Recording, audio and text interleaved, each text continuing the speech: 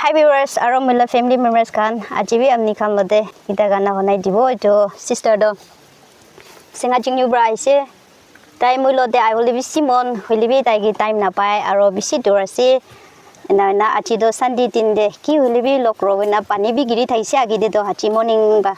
holibi tai mui lode lokro goina aise bisi thanks de ase aro mui junbi na lokro le nimide preguri thakanisna achila time humoi dia garni sugibi si thanks te ase aro idia do mujun ekta gana gro na na na na temanjilan de tipu wang inyu maya ongfa wang mengi pu linyu sana lan ki kadung như si mai yama ne ngai pu chu beng chali mai nang gi se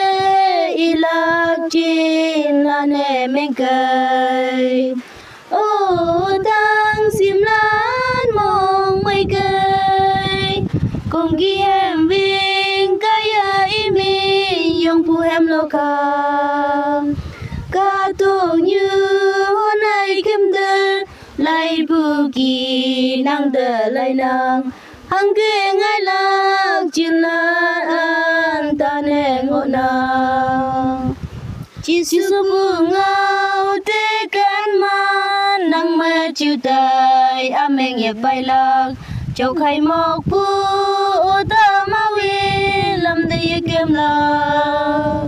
in nhai pu mong chang sip si tay can bu mong chang đâu lan li li kawang me pu hai bay na ô tang chim lan mong mây cây cùng ghi hem vinh cây ai mi yong pu hem lo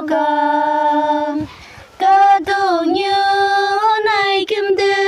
lại buki nang de lại nang hang ke ngai lạc chin la an ta ne ngona chai balan ne se te ka wang moi mam si